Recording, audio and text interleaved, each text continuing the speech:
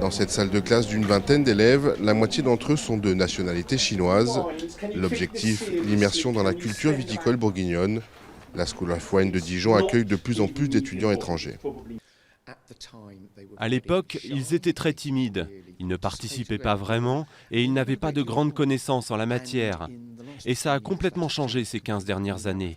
Maintenant, nous avons des étudiants chinois qui sont souvent autant expérimentés, aussi bons goûteurs et qui s'y connaissent autant que les Français, les Américains ou les Italiens que nous recevons. Il y en a aussi qui sont moins bons, mais il n'y a pas de distinction entre les Chinois et les autres groupes. Encore peu nombreux il y a une quinzaine d'années, ils représentent aujourd'hui près de 30% des 135 étudiants de l'établissement. Dans ce cours de dégustation, les étudiants s'appliquent à décrire l'arôme du vin, sentir les arômes pour en retrouver les cépages. Pour s'initier au grand cru et au climat de Bourgogne, ces étudiants chinois sont prêts à débourser jusqu'à 13 000 € par an. En Chine, le vin, c'est comme un produit de luxe. Les Chinois aiment les prix élevés, le haut de gamme. Et quand je dis à mes amis que j'étudie le management du vin, ils me disent « Waouh, c'est cool !» Je pense que c'est un travail respecté. Je pense que pour la plupart des consommateurs chinois, le vin français est le meilleur parce qu'il a une histoire, il est célèbre dans le monde entier.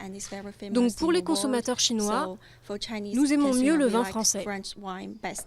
Diplôme en poche, la plupart de ces étudiants rentreront en Chine vendre du vin français ou travailler dans la jeune viticulture chinoise. Gong Yangping est une ancienne élève de la School of Wine. Elle a décidé de s'installer définitivement en France. Gong organise désormais des séminaires pour former ses compatriotes au savoir-faire français.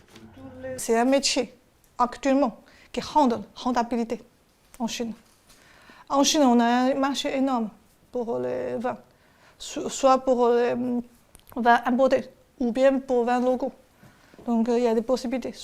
C'est pour ça qu'il y a beaucoup de jeunes qui viennent en France, pas seulement pour le commerce, il y a aussi faire les études d'onologie et viticulture aussi. La Chine produit aussi ses propres vins. Ils représentent 80% de la consommation du pays.